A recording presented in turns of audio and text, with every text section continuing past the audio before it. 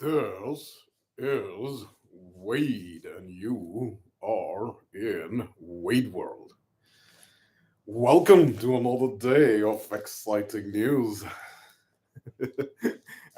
We are coming towards the end times, the United States, it's flexing its muscle.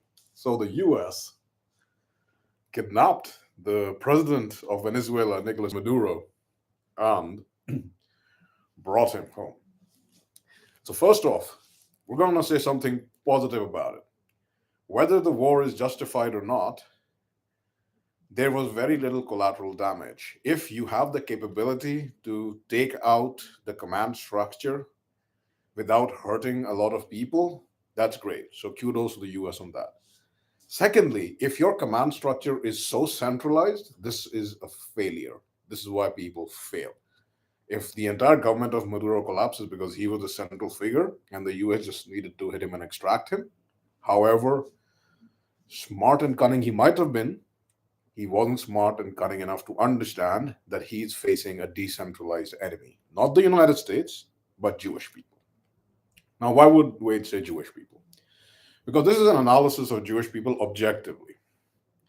There are a lot of dislikable things about Jewish people, a lot more than the likable things. This is just the way they have evolved because their philosophy says, we are chosen, everybody else is not, genetically, ethnically. So, Jewish systems are decentralized because they've been kicked out of so many countries and they are in so many countries. There is a huge, what they call the Jewish diaspora, but they're also the first example of what globalization really means. If you really want everybody to be able to live in any country, they are going to always fight for their tribes. So instead of having national borders where you will have to go somewhere else and actually involve manpower, it will come down to basically local politics, local neighborhoods, a balkanized world. Secondly, Maduro, we're going to address this, in his country had banned homosexual propaganda, banned transgender propaganda, banned the LGBTQ nonsense, and also banned usury, which means credit interest. So you could take a loan with 0% interest. Anybody who was Venezuelan. In America, we also have that. By the way, you can get a loan for 0% interest if you're Jewish, because most banks are controlled by Jews. They are in finance, and it is forbidden to charge interest to another Jew. But everybody else who's not a Jew is fair game. So he basically made the four cardinal sins that are absolutely unacceptable to Jewish power. He banned homosexual propaganda. They love that stuff. They banned transgender propaganda. They love that stuff in their Talmud. They banned usury. They really love that stuff. It's literally what democracy and Jewish power is built on. And they also banned all sorts of negative impact having policies.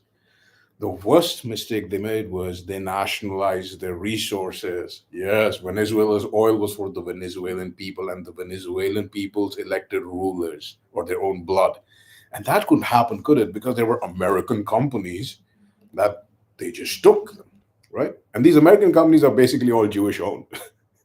So basically, the United States and all the countries in recent history, the UK, France, all of these countries, they get blamed because they think we're doing it for America.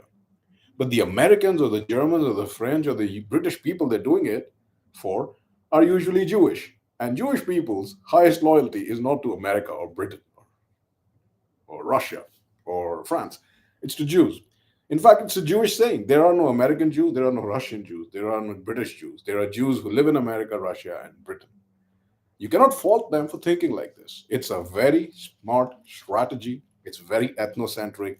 And their strategy is to mislead others while practicing good things themselves. So basically, they'll tell you to flood your country with all sorts of people from all over, but you can't become an ethnic Israeli or an ethnic Jew and become an Israeli citizen, right? So that is how things progress. Now, in 2 minutes, Wade will be back. Enjoy.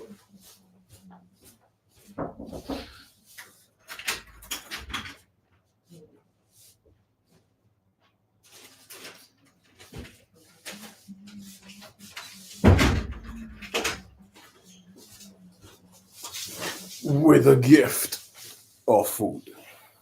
Now, if you want to apply this analysis to the US Venezuela situation, here is what happens, right? Venezuela basically nationalized its oil reserves and said to the United States Corporation, like, hey, you're basically taking our oil and taking that wealth out of Venezuela. So we're gonna take away all the stuff that you have here and keep it for the Venezuelan people. Immediately, the currency was attacked, and the average person doesn't understand why there's hyperinflation. Hyperinflation doesn't just happen, but every single country that is against central banking today has their currency weakened. It's called a financial attack. Most people will never understand this. But the worst thing is, the Venezuela also broke diplomatic relations with blokes from Israel, right? So basically, they did everything anti-Jewish without naming Jewish people. And you cannot have that as long as America is influenced by Jewish people. So the Jewish people, since 2009, when he came to power, have been plotting and plotting and plotting. 17 years, pretty short for them because they plot for centuries. And then they said, finally, we need to find some excuse to topple this regime because this dude won't let us loot his country, won't let us infiltrate his people, won't let us spread our propaganda to weaken the people, and basically won't let us destroy his country, not just by looting the resources, but by interest. So the US went and changed it. Israelis are smart, Jews are smart. You can't take it away from them. They're very good at networking. And this is something that Venezuela and other countries can learn. Like, you can't really keep fighting everybody, right? This is a good mindset to have, that everybody should rule their own country. But then, even if that is the case, and this is not a defense of Jews, this is just an objective fact. If you let everybody run their own countries, there is going to be competition, and healthy competition again among nations will eventually devolve to war. So, Venezuela, much like this irritating thing in Wade's ear, was a thorn in the side of the United States, Israel, and all its proxies. Now, what's interesting is you can see Jewish power projection through proxies throughout history, whether it was Jewish people using the Romans to crucify Jesus and now saying, oh, we didn't do anything, the Romans crucified him. It doesn't matter if you arm someone with a gun and you tell them to kill. That doesn't make them the murderer. It makes you the murderer because you're the one who set everything up for them to pull the trigger, right? Now, the US has issued a warning to Iran that, hey, there's protests in Iran. If you do anything against the protesters, we're going to come in and kick you. If you've been following Wade's videos, protests are a Jewish weapon against nation states since 1649, when they first successfully executed Charles I of England by protests. Because protest takes the jealousy that all people have towards their leaders, weaponizes it, and helps Jewish people get interested. Every single protest that in 20th century has led to the toppling of a government, almost every single one, had led to the implementation of a central bank, a Jewish central bank, taken away the gold reserves of the country and made it poorer and worse.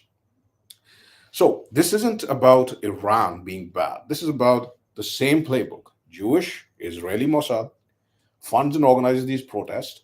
So Jewish people are like that kid who keeps like, I'm not touching you, I'm not touching you, I'm not touching you, I'm not touching you, I'm not touching you for hours until you basically punch him and then he's like, oh, look how bad he is, he's punching. So they've had this successfully for decades. They did this in Iraq, in Afghanistan, in Syria, in Lebanon, in Jordan, in Egypt, many, many other countries. They try to do that to Donald Trump himself, who's helping them, but he doesn't see it. He doesn't see that he's helping Jews on one side, but the Jews on the other side are basically doing the No Kings protest against him, right? To keep him in check. So the US is now telling Iran, like, hey, you can't rule your own people or we're going to come in and kick you. Now, the US might say this, but you have to understand the United States, since JFK was assassinated, for being anti-Israeli propaganda and anti-Israeli influence, has been the dog, the attack dog of Israel. Israel is not the subordinate partner in the United States and Israel relationship. The US is the subordinate partner in the US and Israel relationship, United States and Israel relationship. So Israelis, Mossad, Jews have organized these protests. Now they're going to go to this guy and say, all right, you've taken care of Venezuela, We basically eliminated all of the countries except Iran, which was in the goal for 20 years. So now we've been telling you there's going to be a bomb for 40 years. So now they're not going to be bombing. They can't really do anything that we can point to and attack them. So why don't we just use the protest playbook?